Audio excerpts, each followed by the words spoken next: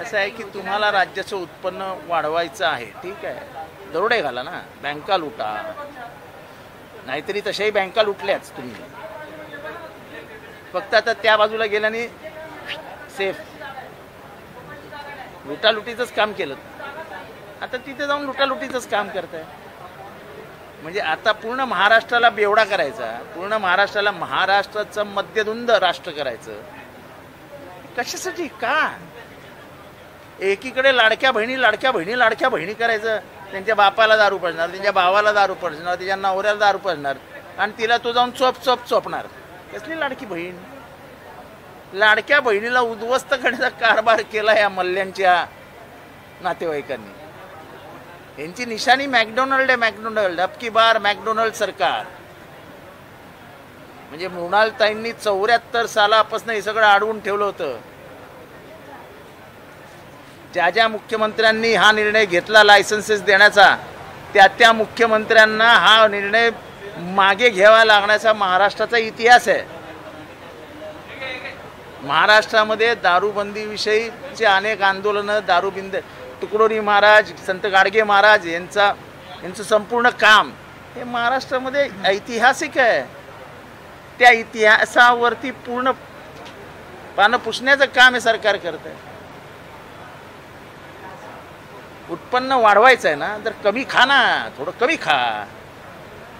असं आहे की आधी कुठली कारखानदारी ताब्यात घेतली आणि आता कुठली कारखानदारी ताब्यात घ्यायला निघाला आहात हे पूर्ण महाराष्ट्राला माहिती आहे.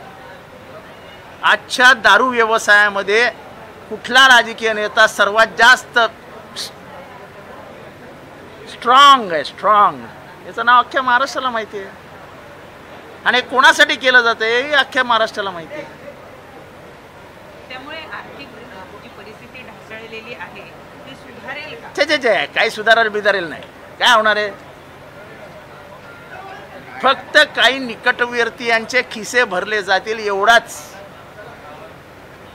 आत्ता जे लायसन्स दिलं ना, 1 कोटीला एक लायसन्स आहे, ते ब्लॅकमध्ये 15 कोटीला विकलं जातं. कसलं कोणाला मिळणार आहेत पैसे? आपल्या हितसंबंधी लोकांचं खिसे भरले पाहिजेत याची सोय होती. पूर्वी हेच केलं होतं. जेव्हा एकदा हे लायसन्स वाटले गेले होते, ते लायसन्स वाटलेले कोणाला? आमदारांच्या नातेवाईकांना. आता मंत्री आणि मंत्र्यांच्या पोरांना. पोरं ऑलरेडी या धंद्यात आहेतच. सर, राज्यातले 72 प्रशासकीय अधिकारी हे हनी ट्रॅपमध्ये अडकले. त्यातले काही अधिकारी हे ठाण्यात, राज्यातील 72 वरिष्ठ अधिकारी आजी माजी मंत्री हनी ट्रॅपमध्ये. नाशिक दौऱ्यावर असलेल्या राज्यातील एका बड्या नेत्याचा अनौपचारिक ठाण्यातले पोलीस सुद्धा म्हणतात की काही तक्रारी अशा आल्या आहेत ज्यामध्ये हनी ट्रॅपमध्ये अडकलेले प्रशासकीय अधिकारी. मला काय माहीत नाही, त्यामुळे ह्याच्यावरती बोलणं संयुक्तिक झालं.